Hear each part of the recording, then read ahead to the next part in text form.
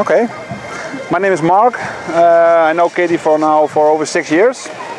The story about James is, what is my relationship with James? James was a soldier from the South Saskatchewan Regiment who liberated our home village, Etten, in the Netherlands in March 31, 1945. James was a young soldier, 19 years old, who was in the army at June 1, 1944. He served with the South Saskatchewan Regiment. After his transfer to the army, he went overseas and came to Holland. At the liberation of Etten, he was in the farmhouse from my grandfather, and he was hit by shrapnel from the Germans. He was killed in action. A day later on, my grandfather found his body, and James went over to a first grave in our area, local area, where all the Canadians were buried when they were fallen on fields. The only thing what left was from him was his beret and the badge. He kept on that day, the badge from a Royal Artillery Regiment.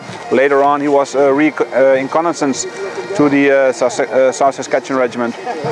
So for over more than 60 years we have the beret badge in our possession, and in 1981 my grandfather gave it to me because I always was interested in World War II and the Canadian soldiers, what would happen with them.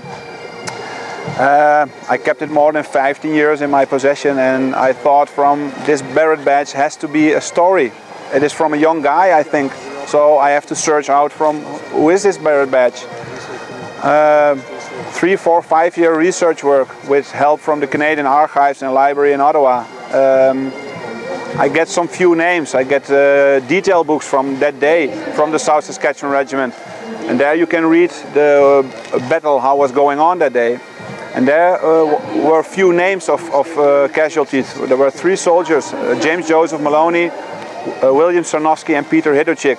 One of the 3 it could be.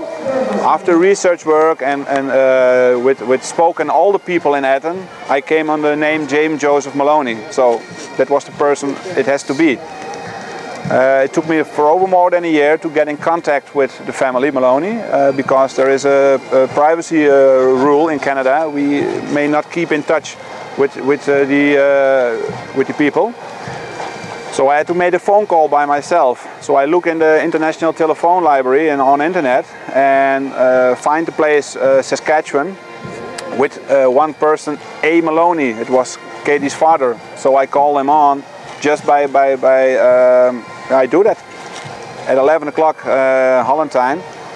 And then the phone was put on with hello, he said. Okay, hello, this is, yeah, it was Albert, hello. Who is this, Albert Maloney? Yeah, this is Albert, who is this?